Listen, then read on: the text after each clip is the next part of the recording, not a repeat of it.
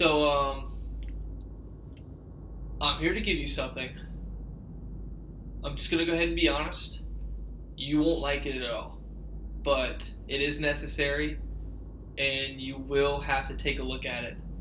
And it's just very, very disturbing in the worst way possible. I'm talking like just painfully disturbing, and you just wish you're gonna be able to erase it out of your mind forever. Just oh, wow. Just take it. I'm just gonna put it on the table, okay? Okay. I'll take a look at it.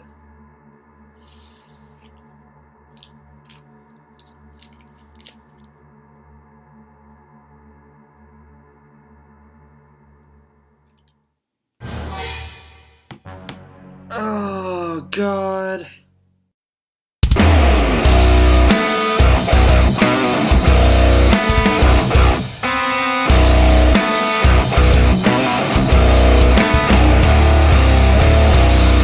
What's up, everybody? Time for another episode of Deal with the Review, starring myself, Jordan Baxley. And I'm here to talk to you about the new movie, Sinister 2. The Sinister 2 is directed by Karen Foy, aka the biggest joke in the whole world right now. Or maybe it's Syrian Foy. I'm not sure. You're European. I don't know. It stars James Ransom and Shannon Sossamon. Now, I was a big fan of Sinister 1. Of course, I know it has its flaws. Every movie kind of has its flaws except for a few. But overall, I thought it was very good. I thought Ethan Hawke did a very good job of selling his role. Normally, I've never seen him in a horror movie before, so he did a pretty good job. And the whole movie kind of was just creepy overall, especially the end. I really enjoyed the ending of the movie. Now let's talk about Sinister 2 compared to Sinister 1. Well, let's talk Sinister 2 compared to a piece of dog poop on the side of the road.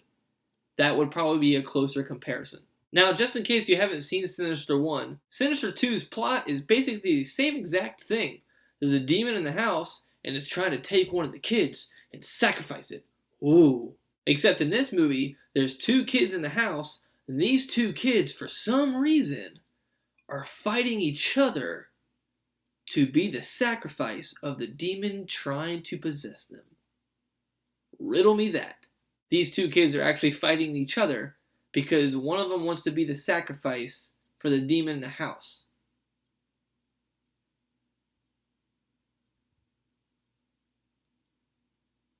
Somebody wrote that and thought it was good. Also, in the house, the kids are pretty much like friends with the ghosts. The ghosts aren't even scary. They're other kids, they're dead, but they just look like normal kids just running around the house having the time of their lives. Not quite sure why I said that like a redneck, but I did.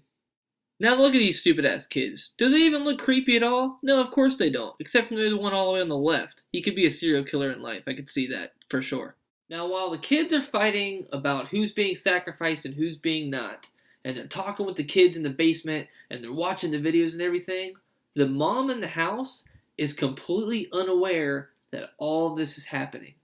Just completely unaware. Now she's aware that next door in the barn or where the church was, that there was a killing there, based off some creepy ritual that went on.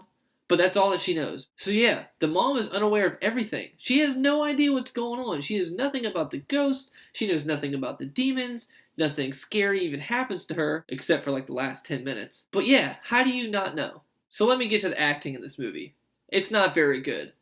All the little ghost children, they're terrible. One of them actually says, come out wherever you are. Literally just like that. You're fired.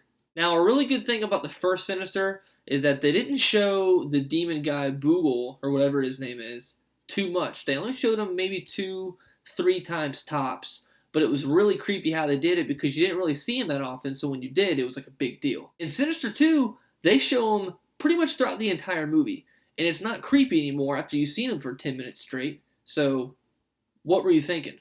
Now, of course, since this is a horror movie and it's Hollywood, and I've already been ranting how bad this movie is so far, you can probably guess that there's a lot of cheap jump scares that I can't stand. I hate jump scares because it doesn't really do anything. Yeah, it makes you jump, of course. It startles you, but it's just completely retarded. It doesn't make me get creeped out later on during the day thinking about it at all. That's not what horror is. I just wish that somebody could give me the money one day for like the budget of this movie and have me direct and produce it.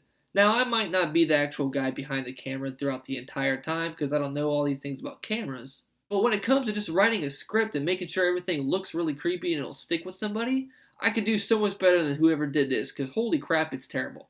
This movie is a huge middle finger to what horror actually is. I actually almost got up from my seat to go talk to one of the workers in the theater, and I was like, hey, so I don't really know what this is, but on the corner of the screen there's a huge middle finger.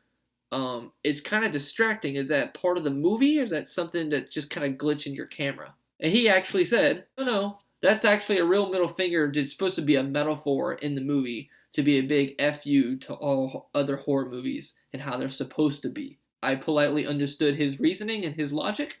I went to go sit back down. There were so many times in this movie that I was just thinking to myself, please don't get up. Don't get up from the movie. Don't get up from the movie. Just stay there. Just watch the movie. Finish it.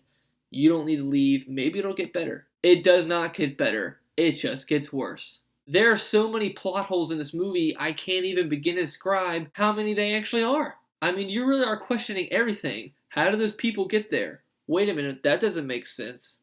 Wait, if he just said that earlier, then why did the ghost do this? It's literally all over the place. It's like a 5-year-old and his 6-year-old brother wrote the script. Now you're probably wondering if there's any pros of this film.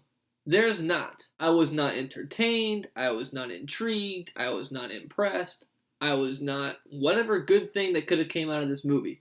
Obviously, y'all, I do not recommend this movie. If you like horror movies, don't watch this. Watch that movie It Follows. If you have not seen that movie, watch that movie instead. It's actually extremely well done. There's not really any jump scares, and it's very, very creepy throughout the entire way through.